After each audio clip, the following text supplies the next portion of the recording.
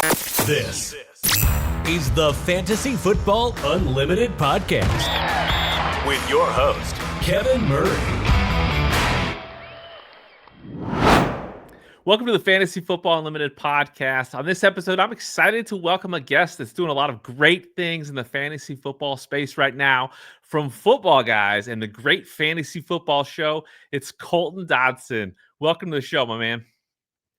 Hey, Kevin, thanks so much for having me, man. That intro was sweet. I liked that. I always like coming on these shows and checking out everybody's intros, but that one was like I had fun watching that. So thank I you for love it. having me on, man. Yeah, I'm thrilled to have you here. I'm excited to share your story with the audience. Let's start off with what you're doing with Footballguys. What is your role with this legendary fantasy football brand right now? Yeah, it just continues to grow a little bit. I think I was brought in at the end of the season last year with kind of the new hire class, right? And we all kind of we're trying to find our way a little bit and contributing wherever we can. And I think um I've been trying to write as much as I can. Now I had the opportunity to be on a show every Sunday morning live with Joey Wright and Adam Hutchinson, which is a lot of fun. Started that last week. We had a great time. I'm going to start a weekly kind of a column thing this week called Fantasy Dreams and Nightmares. Just really capturing the humanity, I think, that goes into fantasy football week in and week out when maybe things bounce our way in times in which they don't. So trying to highlight the breaks and the things that didn't go our way week in and week out. So I'm excited to do that, but just a little bit of whatever I can do, really. I like to contribute however I can, whether that be video, writing, and I do a little bit of both. So I love it. No, it's awesome. The Sunday morning show is excellent. Obviously, Adam's a great person in this space. Joey, right now, that's a special guy as well. Talk about working with those two. yeah, they're awesome, man. Joey and Adam have been great. Don't tell Joey I said that. I'm sure he'll see this, but no, Joey's great. Adam's awesome. He's so good at what he does too. I got to shout him out. The one thing that he helped out a ton with, and I'm sure he's done this for so many people, was Devon Achane this offseason, man. Adam Hutchinson hit the nail on the head with him, and I felt good about drafting Achane because of Adam, and he played week 1. So little shout out to Adam there. But in terms of who they are as people, they're great people, but that's a running theme at Footballguys. So Yeah, I mean, obviously, it's an incredible team at Footballguys. Has been for decades at this point. From a consumer perspective, what are your favorite features and tools and content that comes out of Footballguys? I think one of the coolest things, I mean, we're all players, right? We all contribute and we all, you know, do our deep dives and help with rankings and things like that. But at the end of the day, we're all players.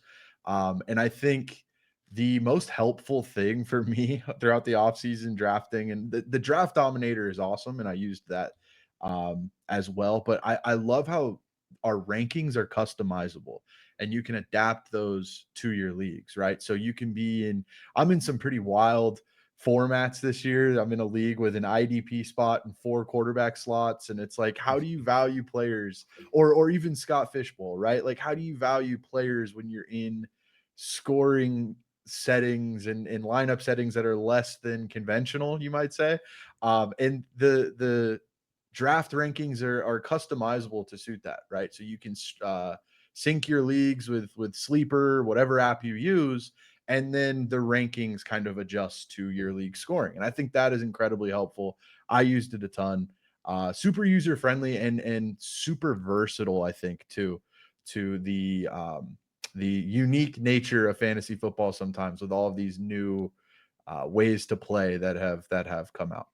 I love it. Yeah, Footballguys obviously as good as it gets in this space. So for you, obviously, you got to have a passion for sports. Talk to me about where that began. Roll back to your childhood. Talk about your favorite teams growing up, your favorite players growing up. Yeah, man. This is one I'm gonna be honest, and I'm here to get vulnerable. I'm a little self-conscious about it. In terms of my fandom, because there's like a taboo with being fans of teams that are from a market that you did not grow up in. And I'm going to explain. I got some weird fan allegiances and things. I promise they're forged by by pain, and I've paid my dues. But growing up, I'm born and raised in Arizona, right? And out here, at least in my experience, you're not really born into like fandom. I would say the closest thing that you could compare Arizona to is like a basketball town, or I guess Phoenix is like a basketball town. And I'm not even a Suns fan, but like that's kind of where everybody gravitates toward, is like basketball. So you're not really born into like Cardinals fandom or anything like that, at least in my experience. Again, you go to school, you and your buddies start watching football, and you kind of all gravitate toward your teams. And for me, I remember being up, my family had a cabin in Flagstaff, and I saw Sports Illustrated sitting on the coffee table, and it was Donovan McNabb and Terrell Owens on the cover, and the headline was "Brotherly Love?" question mark. And I was like, oh, that's interesting. So obviously alluding to the feud, right? And I was kind of hooked from there, man. Unfortunately, for a long time, the Eagles made that very difficult. A lot of pain, but it all kind of broke through in 2017 when they won the Super Bowl. So diehard Eagles fan, growing up, but from Phoenix. So I guess make that make sense. I am a Diamondbacks fan, so there you go. Oh, there you go. I mean, are you a Suns fan? I am not. This is I said I was self-conscious because this is the team that kind of throws everybody off.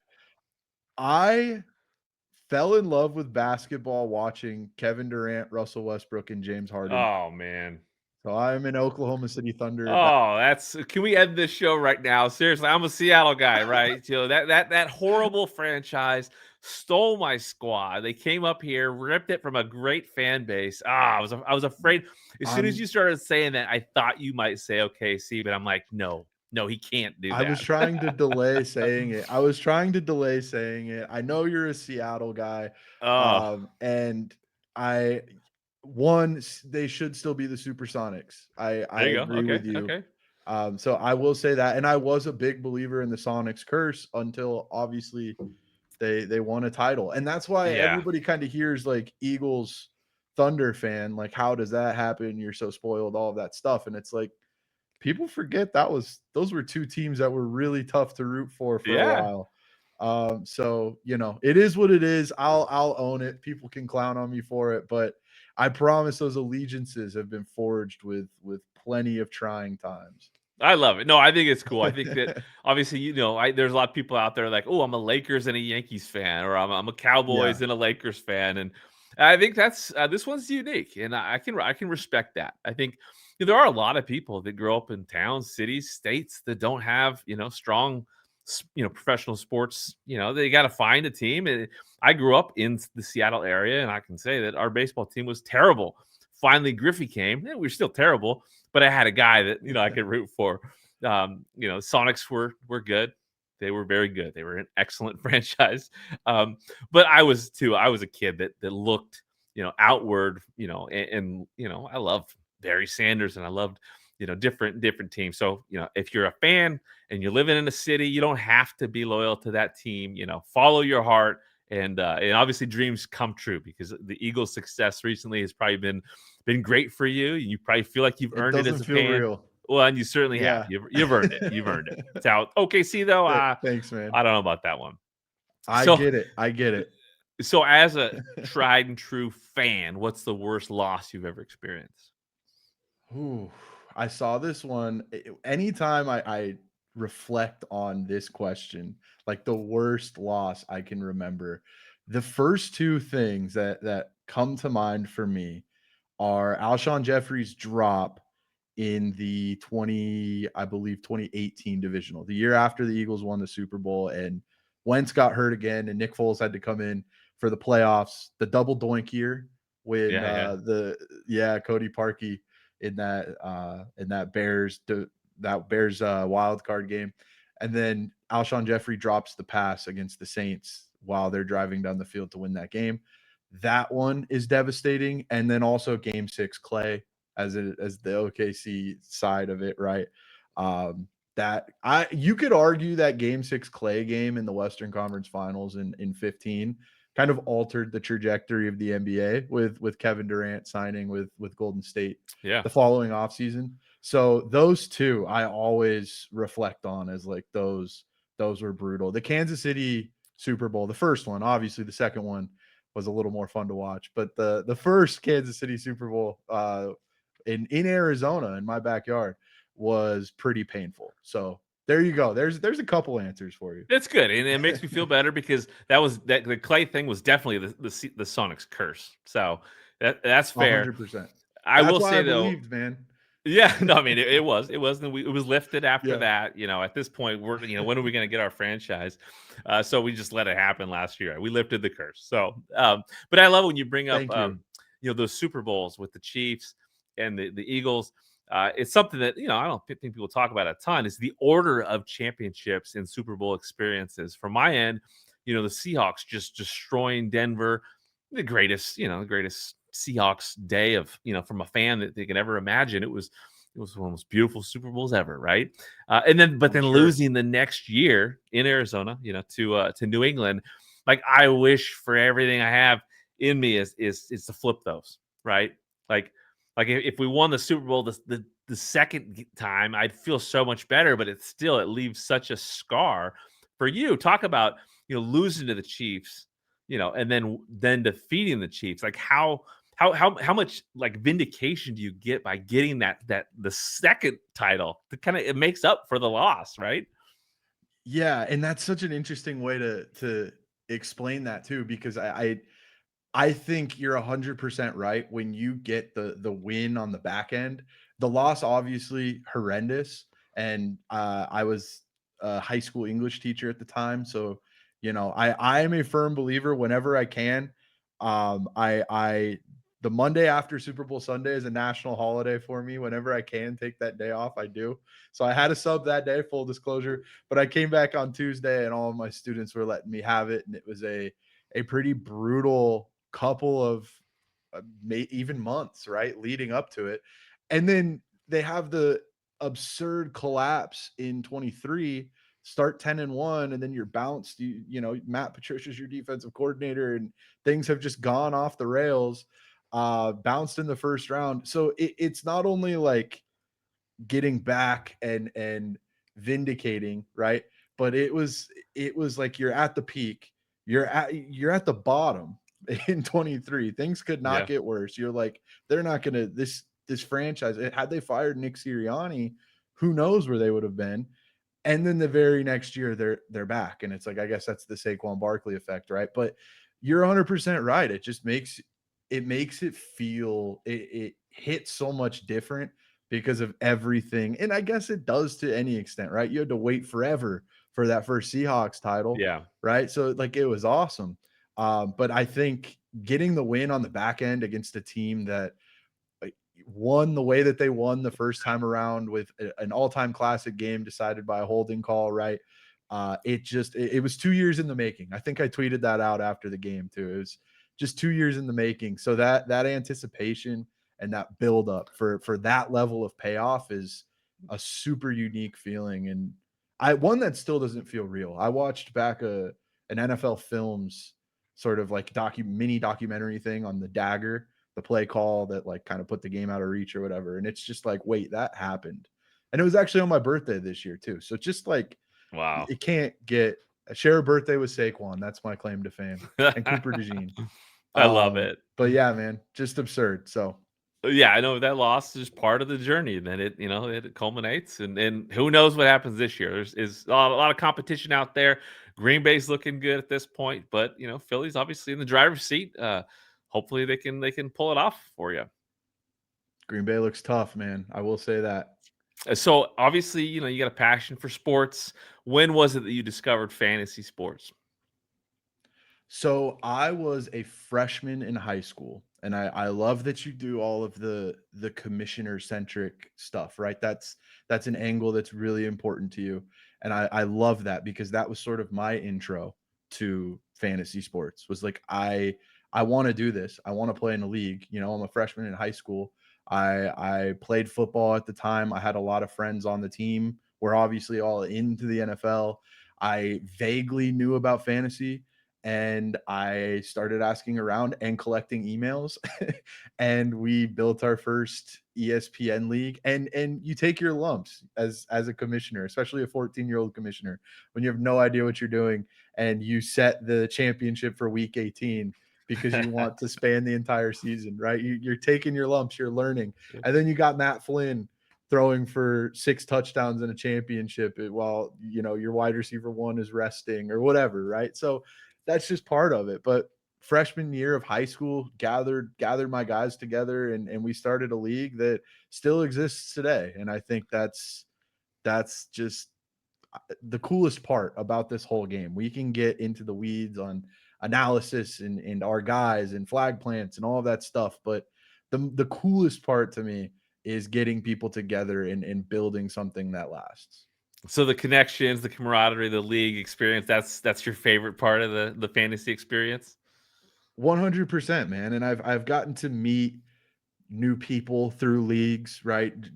I'm in more leagues this year than I think maybe I've ever been in. And obviously with, being brought on at Football Guys and being sort of introduced to this like larger fantasy world that kind of happens.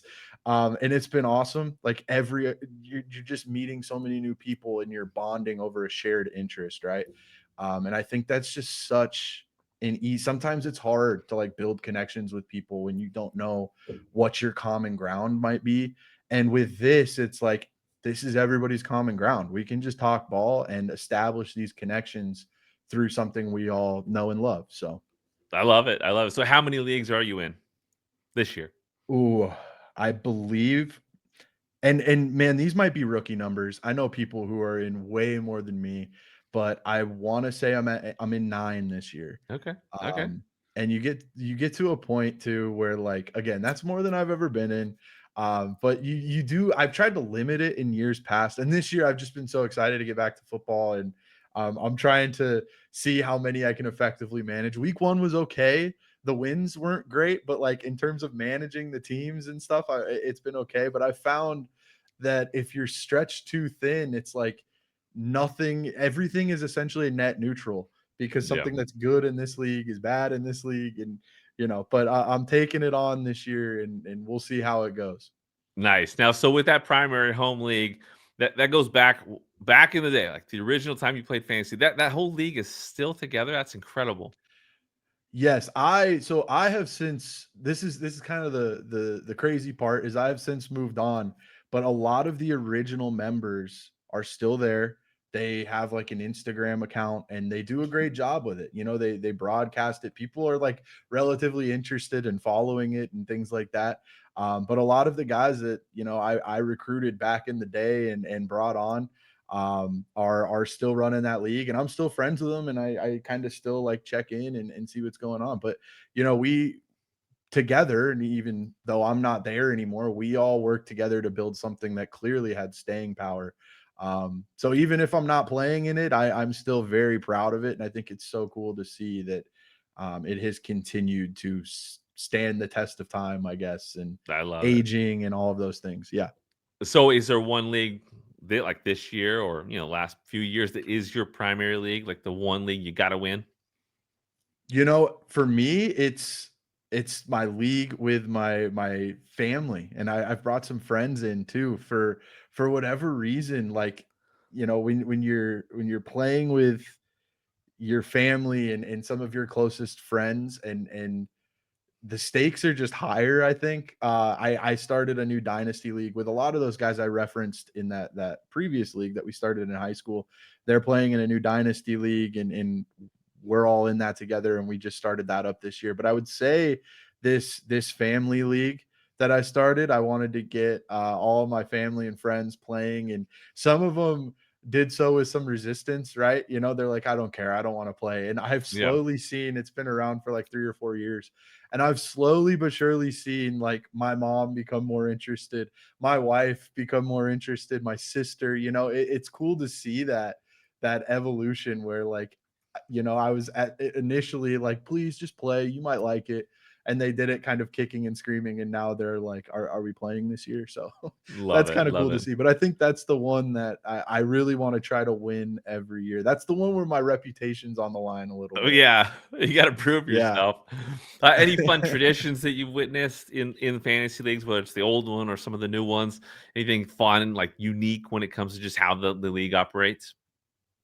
Yeah, man. A couple years back in that high school league I referenced, I always wanted to do like I've always loved the production of the NFL draft, right? So like the red carpet and the prospects walking up and getting interviewed and then walking across all of that stuff, the commissioner announcing. So I wanted to replicate that, and we used to do Facebook live streams where we'd have a friend and like two people were sort of the commentators for the whole thing, like offering insights on each pick, and we'd set it up right. I had all the equipment and I like was able to stream it. And we had our friend's dad as one of the commentators, and then one of our other buddies, a college roommate. And they were just doing play by play on Facebook Live for the whole thing. And we'd come over and sit down for our interviews after our picks. And we're all rocking our like Hawaiian shirts with blazers and stuff, just really steering into the pageantry of the whole thing. And I really emphasized that. This was when I was still involved in commissioner and things like that. And I really, really wanted to try to share what we had created with as many people as we possibly could, because I thought it was really special. And I think it ended up being something that was special. So that was one of my favorite traditions, was doing at least trying to replicate what we saw with the NFL draft production and doing that year in and year out. That's amazing. No, that's what it's about. I love every part of that. Yeah. No, so who's the biggest rival you ever had in a fantasy league? Who's like that one person that you Oh, had to beat, or obviously it stung the most if you lost? yeah, that's a great question. I think it's always been my buddy Dylan, and I'm gonna name him. Shout out Dylan. Yeah, He's always been the guy that I wanted to beat, and I think it was likewise. I think he always wanted to beat me too. We had some close matchups in playoff matchups, and the stakes were really high, and it was like a 2 or 3 point win one way or the other. Whenever we matched up, it was like because I viewed him as one of the best players in our leagues year in and year out. He was always competitive. He always knew what he was doing. So that always felt like if I could beat him, I felt like I kind of knew what I was doing. Like that. I felt like I had a yeah, good idea, but beating him was like, okay, I'm in a good spot. And I think there was like a mutual respect there. I like to think that because we were heated rivals. And we're still friends to this day. And yeah, I always liked beating him. yeah. Everybody needs a Dylan, in their league for Yeah. sure. It's that Yes, sir. motivation, right? That measuring stick. I love it. How about settings and formats? Are there certain things that particularly like? In terms of like scoring Just in and things like fantasy, that, is that yeah. Like there's certain things that yeah. you just, I love that style of a league. Yeah, I've really enjoyed Superflex. I was a fantasy traditionalist for a long time, I think, where, in my home leagues and things like that, it was always like play with, the standard kicker, defense, wide receiver slots, one flex, all of that stuff. And then as things started to get more like unique and I started to see more formats where like, oh, you can start a quarterback. Oh, this league or two quarterbacks. Oh, this league I'm in, you can start two quarterbacks and you have two super flex spots and an IDP. And it's like, I think it challenges your perception of not only player values but positional values. And anytime I can sort of glean new information from a different way of doing things, I think that just makes you better, right? And I'm always trying to get better. I'm always trying to grow as if an analyst, as a player, as whatever it is, right? And I think these new leagues and in trying new things and in pushing what you are used to and getting out of your comfort zone is important. And we're talking about fantasy football here, but I think that's relevant in all walks of life. So For I sure. love the super flex stuff. I like anytime I can tweak a starting lineup and do something wonky, like with Scott Fishbowl. that was so much fun. And I know that's on your questions list too, and we're gonna get to Scott Fishbowl, but I mean, what he does, what Scott does with the scoring every year and trying to make that unique and tying that in with, newsworthy events like Travis Hunter playing both ways or the kickoff rule or whatever it is. I think Yeah. that stuff is so cool. And I love playing in these new formats. So Love it. Now, do you have an all-time favorite moment associated with fantasy sports or fantasy football particularly? let's see. I'm trying to think of I've got some I don't know why the all-time worst moments popped Hey, coming it to can be mind. worse too, for sure. Like the I biggest beat, yeah. you know? My most crushing defeats. Um, they're in our family league that is kind of like the league that I referenced that I really want to do well in. Um, my mom's best friend is always she's been in the championship for like the last 4 straight years. She's sharp. She knows what she's doing. And I finally she beat me 2 years ago. And then this past year, I finally got back and I finally got over the hump and I finally beat her. So that was a good feeling. And I hope she knows that is because I have the utmost respect for what she does year in and year out. But I do my buddy Gabe in that league I referenced earlier beat me in the championship one year. I want to say this was like our sophomore or junior year of high school because I was down 3 or 4 points and I had Arian Foster, like prime Arian Foster left. And I'm, counting the money. I'm celebrating my championship. There's no way I don't get 5 points out of Arian Foster. And then he plays a series. He's removed from the game after No. the first series with an irregular heartbeat, and he does not come back into the game, and I lose. Oh my gosh. And that might have been my most crushing defeat. I still think Yeah. about it to this day. But that's just the power that this game Yeah. can have over you, and that's why it's so much fun. I love it. Now, when you first started playing, consuming content, do you remember, whose content you were consuming back in the day? Yeah, for me, I was always a magazine guy, and that's why like the Football Guys magazine, you could probably see it behind me. I always point to the wrong direction. There it is. No, right there. There we go. I was always a big magazine guy. Uh Loved, flipping through the pages and getting to the cheat sheets and reading all of the blurbs and things like that. And every year I'd buy the ESPN magazine, and I still have some of them. We moved recently and I was going through old stuff and found one with like Odell Beckham on the cover, right? So I'd go through and I'd cross names out and I'd read the blurbs and do all of that stuff. So the ESPN crew was always big for me. Obviously Matthew Berry when he was with ESPN and those guys. It was awesome. But that was like the big thing for me was those magazines. And that's kind of why my name's in the Football Guys magazine, and that's one of the coolest things that I think I've ever gotten to be a part of because of, I started playing reading those, and getting to be in one is just it's unreal. So that's kind of where I started, and then slowly branched into like, online stuff and things like that too. Now, is that a magazine or is that a coffee table book? Well, shout out to Yeah, Football there you Guys go. magazine this year. I mean, that is heavy duty. That was quite a production. So shout It out to was Bob for beautiful, sure. man. Yeah, it was a beautiful piece. I loved flipping through that thing. I love it. No, it's cool to see your name in it. I feel you I feel you with that for sure.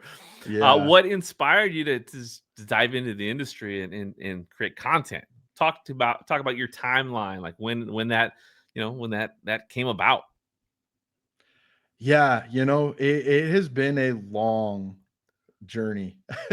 This sports dream has been a dream of mine for a very long time, and I think the fantasy angle of it is just recently something that I realized like, oh, maybe I can do this. Maybe this is the angle that I might be good at. Maybe I was just missing it for all this time, right? I went to ASU, go Devils, and graduated with a degree in sports journalism, and I've been trying to break into the sports industry ever since. That was in 2018.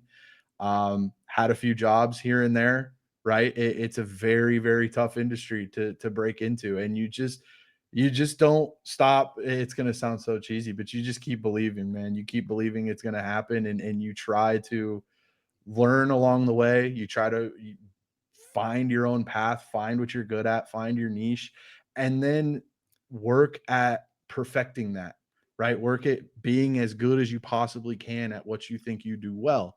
And also learning, right? Like maybe, oh, okay, maybe I was taking this angle, but that doesn't necessarily work. And maybe if I tweak it this way, it might perform a little better or whatever it is, right? And I think that's what I've done a lot recently. I went to the Football Guys retreat in January. You were there too. I remember seeing Yes. you. Yes. And I was at those or participating in those little workshops that like Alfredo was putting on and things like that, and just trying to learn as much as I can. And when they were giving out advice, it was like just start, just do it, and see what happens. And that's what I've done. And since January, just going. And oh, okay, I thought I was going to be able to post a video every day. That doesn't seem practical. So let me scale that back, but make the videos a little more focused on X, Y, and Z or whatever it may be, but just continuously fine tuning the product.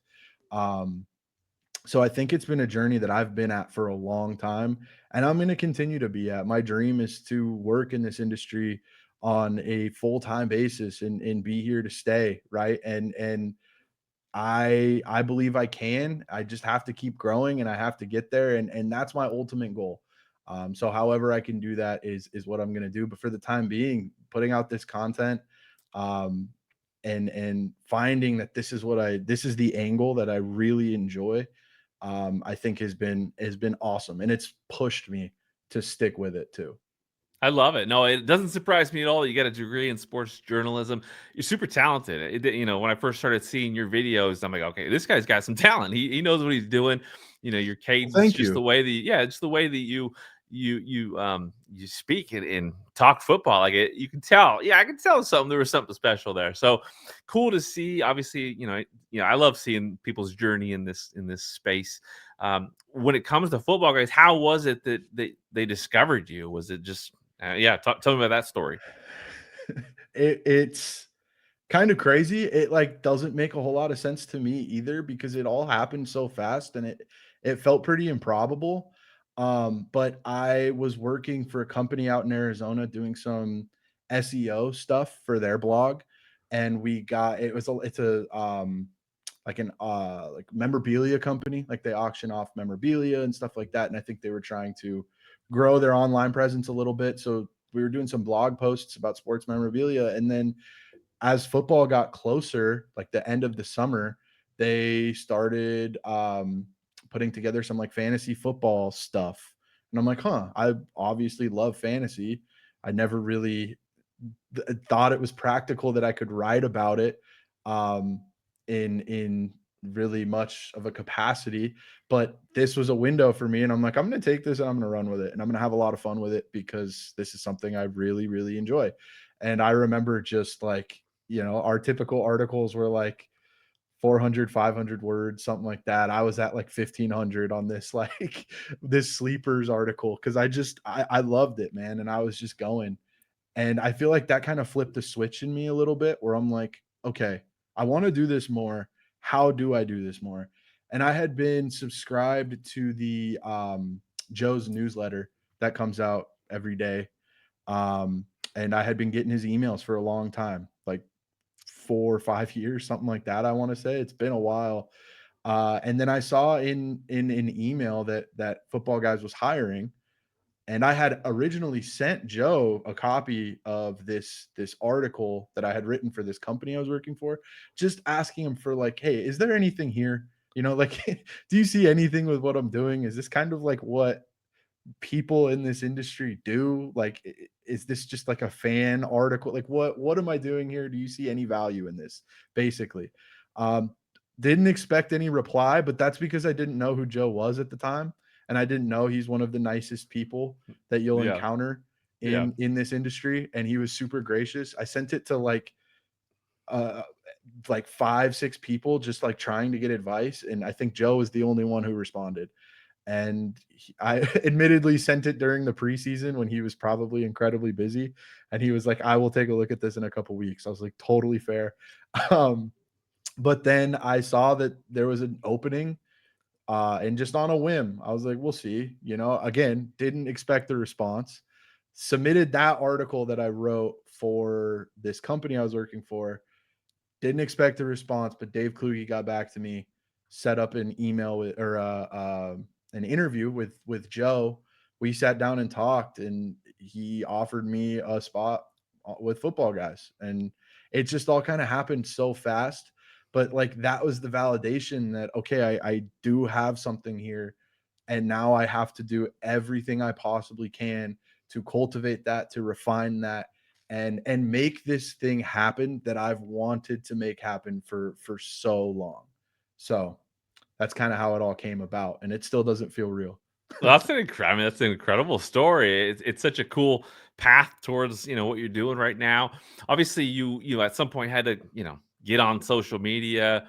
It Mhm. hasn't been that long. Was it surprised you how much action is in the fantasy community on social media that you maybe weren't aware of?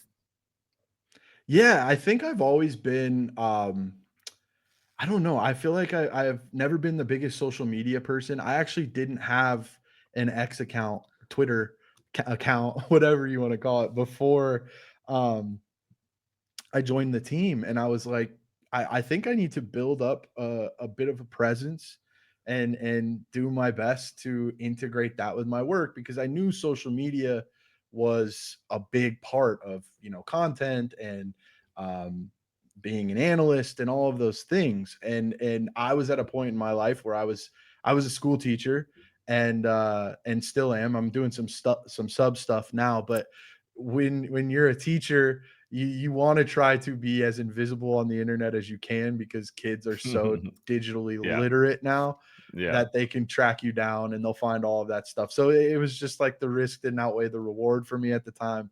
Um, and there wasn't much utility. And then I got into this opportunity, and I started building it. And it is a really cool community, a very passionate community, and there are a ton of people who know a lot. And I think that's what I like about it, is you're constantly challenged with new perspectives. And I think the one thing that I've enjoyed the most about it is like the people who are civil. You'll obviously run into your people that are like they are very passionate about being correct, Sure, sure. right? But you're obviously going to run into more people who are just trying to learn something and trying to grow. And when you can get some people who are like-minded in that sense, I think there's a lot that you can teach each other. And I think that's the coolest part that I've seen about this community that I'm newly sort of being involved in, being That's welcomed awesome. into, I guess. That's Yeah. great. Now, so what's been the most rewarding part of this experience thus far for you? And what advice do you have for people that want to also just dive in and get started in the fantasy space? Man, it's the connections for sure. Like I think there's inherently some vulnerability that comes with posting anything, right? You're sharing it with, like I said, especially in this space, a wide base of people who are very sharp, right? People who know their stuff, and people who might not see things the way that you do. And you're worried that, sometimes like there's this little fear that sometimes rests in like, oh, I'm going to post this and people are going to be at me and it's not going to go well. And you have to overcome that, for one. And I think I'm a little more comfortable with it now. But I think the people, I was surprised at how many people were supportive. I posted a video a couple months ago, and it's funny because it got very misconstrued. I was talking about Jameer Gibbs and Devon Achan, and I made an analogy where, like, if you're driving home and it's after a long day and you see McDonald's there calling to you and you want to stop for McDonald's but you don't, and you're all bummed, and then you get home and you remember you had leftover pizza in the fridge and it's just as good, and you didn't have to pay for it. I said Devon Achan was like that gift that you didn't know you had. Whatever. It was a long-winded analogy, and it picked up a ton of steam, and a lot of people were really supportive. And I didn't necessarily expect that, especially when you're trying to be like humorous with it. Your form of like humor might not land with whoever, right? So you're Yeah. concerned about that. But people were just so kind. It got picked up by a Dolphins reporter who was very critical of the analogy, but that's okay. Um, but it's fun, man. You grow, you take your lumps, but there is such a supportive group of people. And I've made friends too, which is wild. I've hopped on shows with people, a couple of like for recurring shows, and developed some of those connections. And I think it's cool, and it's just the start. And I think that's what's so special to me is it's going to continue to get better, I hope, as you know um I continue to settle in, I guess. For sure, no, and it is true. I mean, the fantasy community is it's unlike most communities out there. It's pretty amazing. You've got events like the Fantasy Football Expo, which is just such a great one for the communities. You got SFB live events.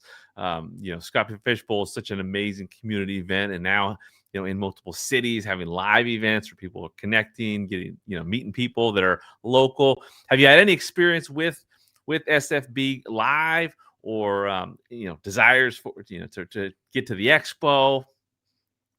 Yeah, I would have loved to make it out to the expo this year. Unfortunately, it fell right on my wife's birthday, and we had a trip planned to go see her family in Florida. And I could not make it out this year. I was bummed about it. I plan on making it out next year. I've heard it's awesome. All of the stories are in videos and pictures I saw. I had FOMO. So planning on making it out next year. And then in terms of Scott Fishbowl, I did make it out to a live event in Phoenix this Nice. year. That was a ton of fun. I went by myself, which I do have like some social anxiety that I struggle with. Going into new situations and meeting new people, that's something that is really tough for me. But I also want to challenge myself whenever I can, and that was a big challenge to just show up to this live event by myself and kind of see what was going to happen. But I went and I sat at a table with three of the nicest guys I could have met, and we had a great time, and we drafted, and we talked about each other's picks, and it just goes to show you that like you can be you can have those anxieties, you can have those fears, but the second you embrace that uncomfort and you challenge yourself, you're rewarded more often than not. That's a great message because I think a lot of people have experienced that going to the expo and then even maybe the second time they go, kind of having those same feelings. But it is such a cool community that when you're going solo, you're not going solo. You're meeting up with your Right. people.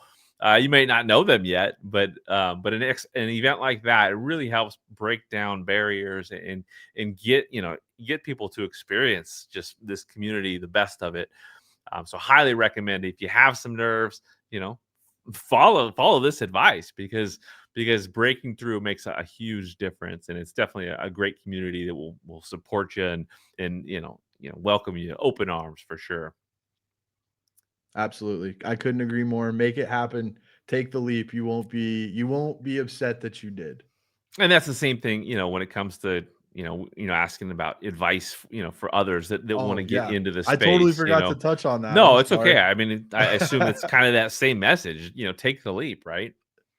100%, man. Like I was somebody that didn't think it was possible. I think I talked myself out of it and always had a reason for why I couldn't do it, right? I don't have enough time, or there's nothing I'm saying that hasn't already been said, or it's an oversaturated market. How am I going to stand out? All of those things. And I think while you're doing it, and while you're refining it, and while you're getting better, and while you're consistently doing it, you're slowly finding your niche, right? You're slowly adapting what it is that you're doing, and putting your own personal spin on it, right?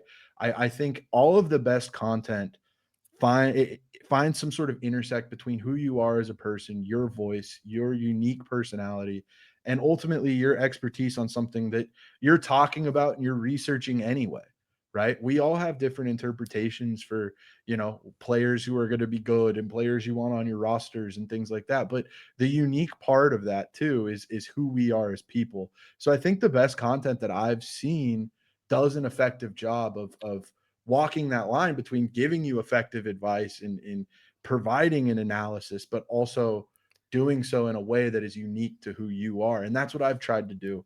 And that's what I've tried to cultivate. And I would highly encourage anybody who's considering it to just take that leap, right? And if you don't see that traction early, man, I'm still in a spot where I'm trying to build that traction, and it's discouraging some days, but there are going to be, I don't think the reward, and I believe that something's going to happen. I believe that something's going to come of this for me, and it's going to grow and it's going to become special.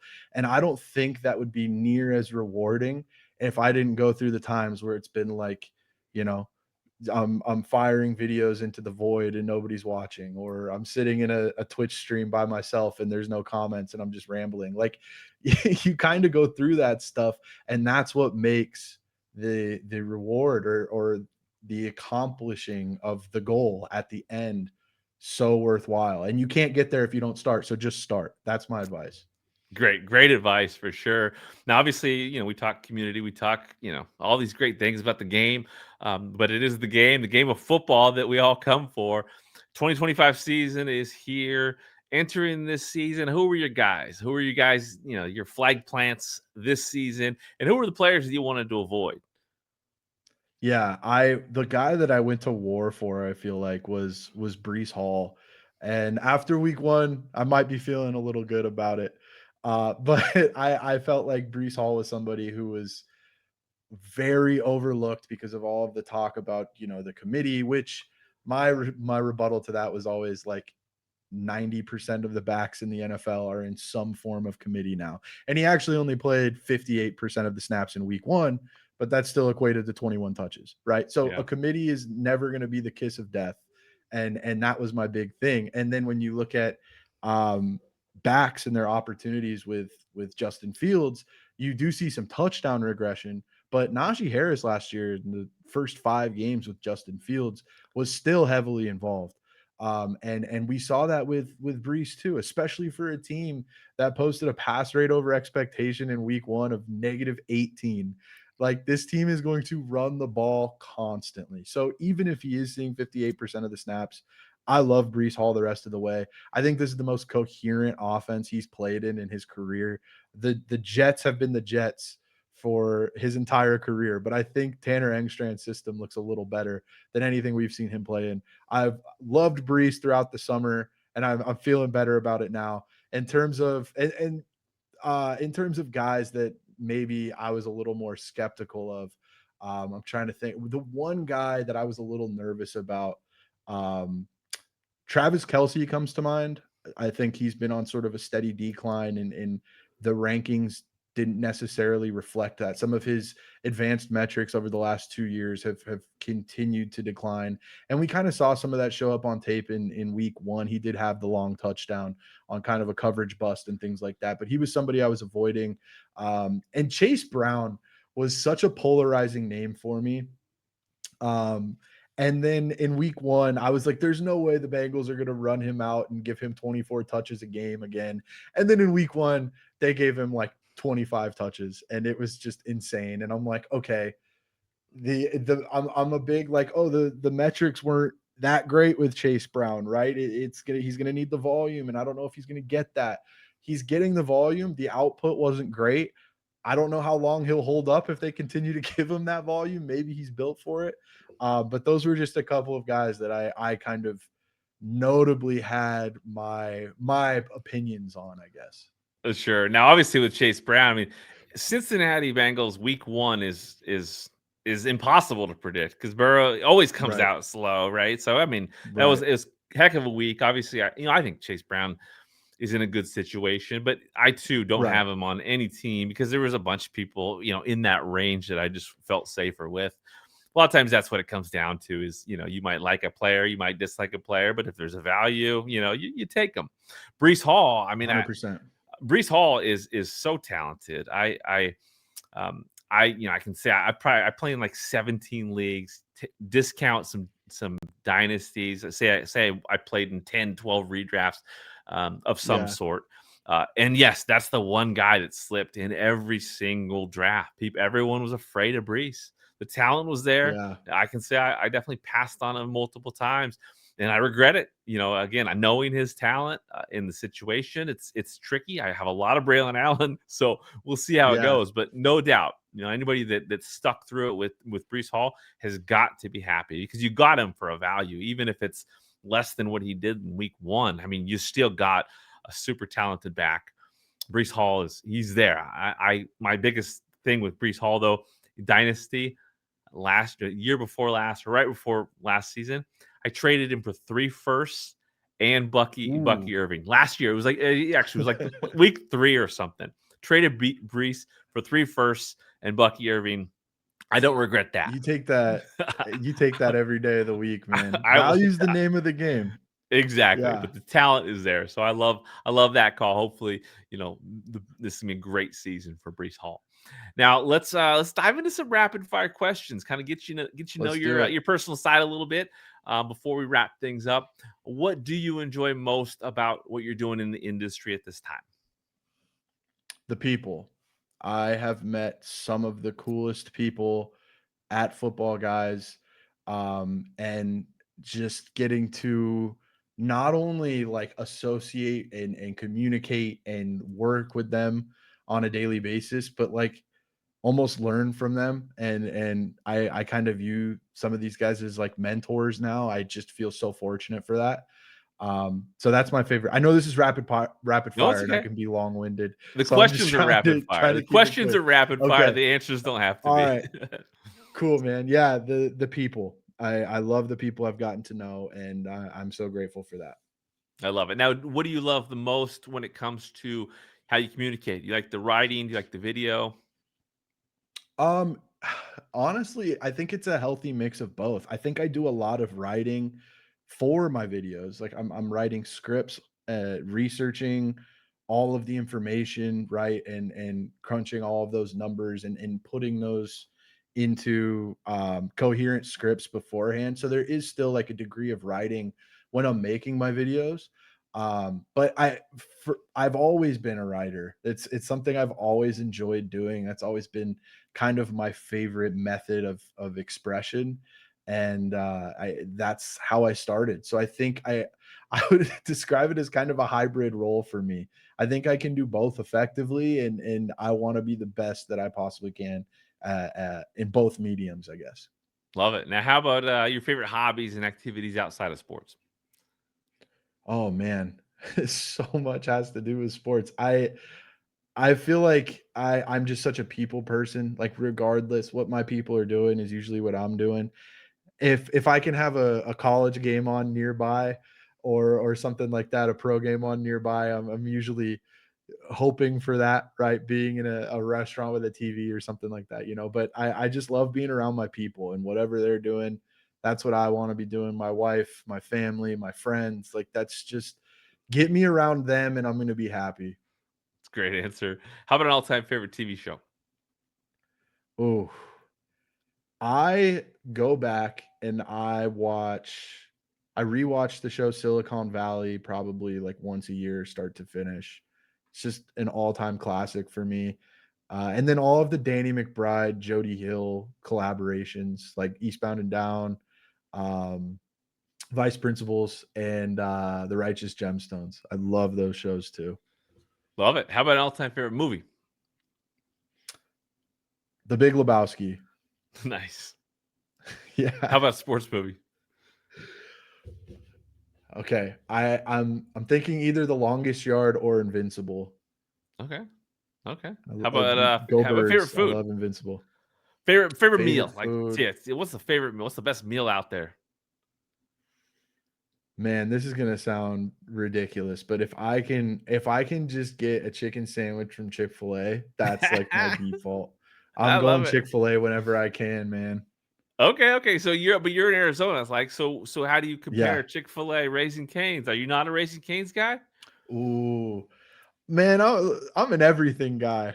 I'm Okay. I love a little bit of everything, but Raising Cane's is delicious also. I'm giving the edge to Chick-fil-A. I think their chicken is a little more seasoned and Okay. is a better standalone product than Raising Cane. So Chick-fil-A by a slim margin. How about the sauces? Talk to me about Chick-fil-A sauce versus I Raising knew you Cane were going sauce. there, and it's a great question. It is a great question. I love Chick-fil-A. They're both so elite. Yeah. Yeah. Chick-fil-A sauce by the slimmest margin again. It is Okay. like this close for me. So I mean, I say you swing by one and then take it to the other, right? And you get both sauces. I mean, does anybody do that's that? I mean, they should if they're not doing it, right? that's a great call. And we're seeing a lot of sauces in stores now too, man. You could get the Yeah. Chick-fil-A sauce Oh, bottle at the grocery store and then go hit Raising Cane's. Go crazy with it. Do there do you some go. do some fusion. Yeah. How about a favorite snack? A go-to snack for you? Garden salsa sun chips. Okay, yeah, that's a classic for sure. I like it. I love it. How Yeah. about a go-to beverage for you? Ooh, cherry Coke Zero. Okay. Okay. So I Yeah. mean, solid. Can't beat Cherry Coke Yeah, tried and true. Versatile, you can drink it whenever. There for you go. sure. Now, how about a favorite artist, band, or musician? My music taste is, like, so diverse. It truly depends on the day. Man, I'm trying to think of, like, someone who has stood the test of time for me. I like Post Malone a lot. Okay, I think some of his old stuff is really I like his old stuff a lot where he was more into, like, the rap thing, I guess. And then even, like, some of his country stuff is good. I think he's a very talented musician, and I like the versatility. for sure. Now, how about a favorite vacation you've ever been on? I went to New York with my wife in December of 23, right around Christmas time. Mm. It was like 3 or 4 days, and we just walked around the city and experienced New York, and it was my first time ever going, and I loved the city. We both wanna go back, and getting to experience that with her and around Christmas time too was special, so definitely that one. Yeah, no cities like New York. It's definitely a different Yep. world. So, what's the number one bucket list travel destination for you? I've always said I every time I see pictures of, like, Scotland, Mm. I've always thought it looks so beautiful, and I think the people are hilarious. Um, every time I see, like, the banter videos of, like, Scottish people going back and forth and all of that stuff, I would love to interact with the culture in Scotland, so I'm gonna go Scotland. All right, great answers for sure. Love it. Love every piece of that. So, at the end of the day, what are you most grateful for at this time? Man, I think I've mentioned my people a lot, and I think it's gotta be them. I so often I can let my pursuits and my goals and my aspirations, like, keep me from recognizing what I have right now. And I have the best support system. I have the best people around me every day. My wife, my family, my friends, our golden retriever, Sunny, just all of them. They keep me feeling good on my best days. And sometimes there are rough days, and sometimes I you get down and you want things so bad that you want them to happen now.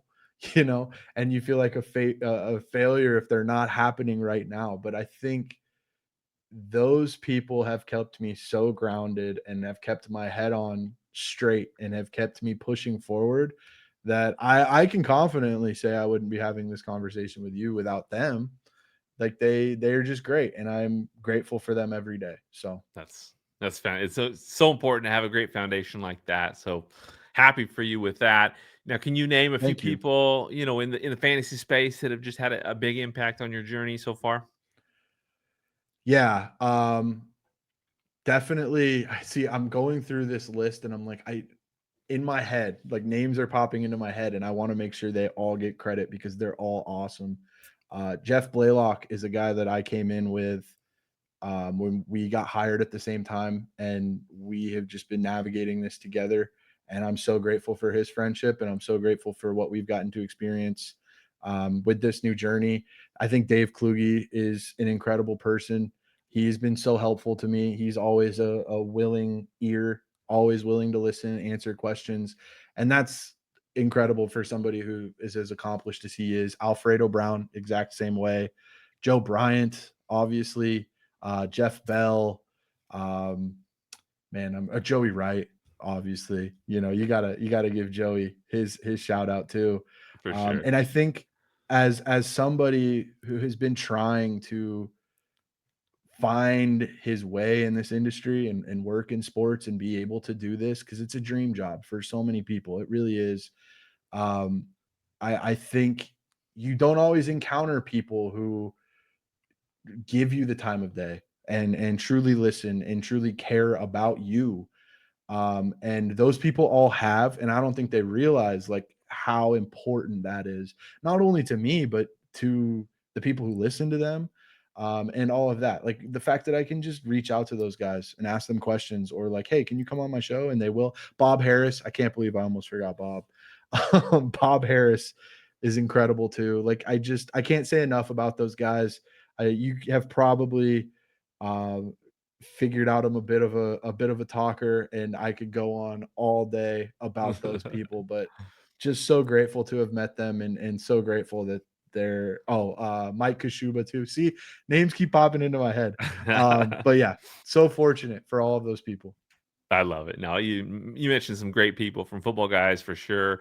I love that you have that. I love where you're going with this. The sky's the limit. Anything we didn't cover before we close things out here? Not really, man. I'm so grateful that I got to sit down and have this conversation with you. I think you're awesome. I think what you do is awesome. And like I said, the people are the backbone of this entire industry. And I'm just grateful. I don't know what else to say. I can't thank you enough for the opportunity. Absolutely. No, thrilled to have you on here. Thank you for joining me. Can't wait to see what's next for you, and best of luck moving forward. Thank you so much. Thank you for listening to the Fantasy Football Unlimited podcast. Until next time, be sure to follow and subscribe to all of FFU's social media accounts for daily content.